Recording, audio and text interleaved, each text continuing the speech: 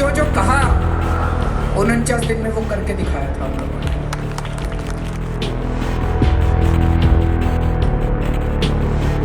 मेरे पास 40 साल का एडमिनिस्ट्रेटिव एक्सपीरियंस है, 40 साल का।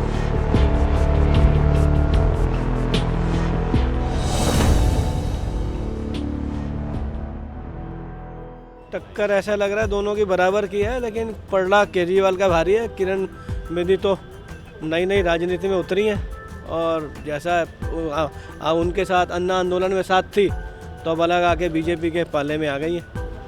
तो क्यों लग रहा है आपको केजरीवाल का पलड़ा भारी क्यों लग रहा है? उन्होंने पिछले जो 49 दिन की सरकार दी उसमें कहीं ना कहीं जो गरीब तबके के लोग हैं जो एक्चुअली फेस करते हैं उसमें करप्शन कम हुआ था। मेरी 10-20 लोगों से बात हुई है कि 3 व्हीलर वाले थे, उन्होंने कहा वो फिटिंग कराने जाते हैं 2000 रुपये लगते हैं, 4 दिन खराब होते हैं। अब क्या 150 रुपये में हो गया और किसी ने पैसे नहीं मांगे यार 2 घंटे में हो गया। तो जो गरीब आदमी है उसको कहीं ना कहीं कोई फ़ायदा हुआ था। और बीजेपी के और को तो शासन में कई साल देख चुके हैं, कांग्रेस को भी दोबारा केजरीवाल के आने से ये जो करप्शन है कहीं ना कहीं कम होगा। मुझे ये लगता है कि केजरीवाल की कुछ ज़्यादा हुआ है, तो केजरीवाल जी आएंगे इस टाइम। क्यों लग रहा है केजरीवाल का ज़्यादा है? तो बीजेपी अभी तक कुछ नहीं कर रही, कुछ महंगाई का कुछ सब्जी वगैरह कुछ सस्ता नहीं करा उन्होंने।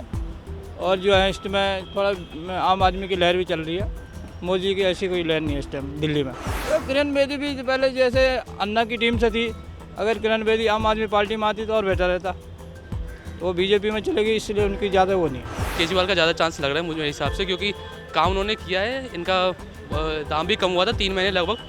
हमने पानी बिल कम था, बिजली बिल कम था और किराएदारों के लिए भी कुछ अच्छा ही हुआ था। शाम टाइम में किराया कम हो गया तो फ़ायदा ही हुआ था हम सब के लिए। मोदी हर जगह लोकसभा इलेक्शन में भी देखा गया, लेकिन यहाँ किरण बेदी को प्रोजेक्ट किया है। नहीं कितना फर्क पड़ेगा? ज़्यादा कुछ, लेकिन मोदी का इस बार आपने देखा इलेक्शन में इन्होंने राष्ट्रपति जी साइड में चले गए, अब मोदी जी ओबामा को लेकर साइड हो गए। ये कुछ ढंग है कि हमारे देश के राष्ट्रपति उनकी इज्जत होनी चाहिए। मोदी जी ओबामा को अपने साथ अपने फ़ायदे के लिए घुमा रहे हैं। ये तो इलेक्शन साफ साफ सबको दिखना चाहिए कि ये इलेक्शन उन्होंने प्रोजेक्ट किया कि हमने ये किया, लेकिन जो किया वो किया नहीं उन्होंने। ऐसा दिखना चाहिए साफ साफ उनके पास भी। केजरीवाल जी कह रहे हैं हम पानी सस्ता देंगे, बिजली आधी कर देंगे। पानी सस्ता वो कैसे देंगे? हरियाणा में बीजेपी की सरकार है, यूपी में मुलायम सिंह जी बैठे हैं, उनको पानी मिलेगा कहाँ से?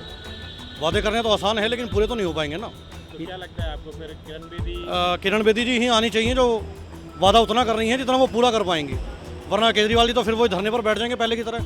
उससे तो सरकार नहीं चलती है धरने पर बैठने से। किरण बेदी ही दिल्ली के लिए सही रहेंगी, बिकॉज हमारी दिल्ली को एक डिसिप्लिन्ड औरत की बहुत ज़रूरत है जो बाकी सब लोगों को भी ठीक से काम करवा सकें।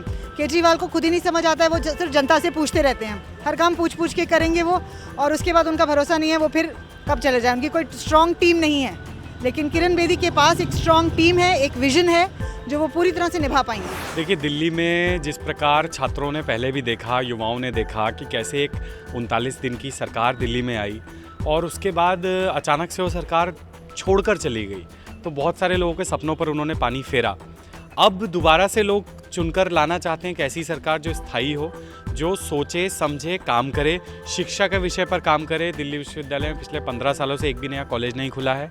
दिल्ली विश्वविद्यालय ही नहीं, देश के दिल्ली के अन्य विश्वविद्यालयों में भी अनेकों समस्याएं विद्यमान हैं और इसलिए हमें लगता है इस बार का छात्र और युवा सोच समझकर वोट डालेगा और एक स्थायी सरकार को लेके आएगा, उनको लेके आएगा जिनको एक्सपीरियंस है गवर्न करने का और जो गुड गवर्नेंस देना चाहते हैं।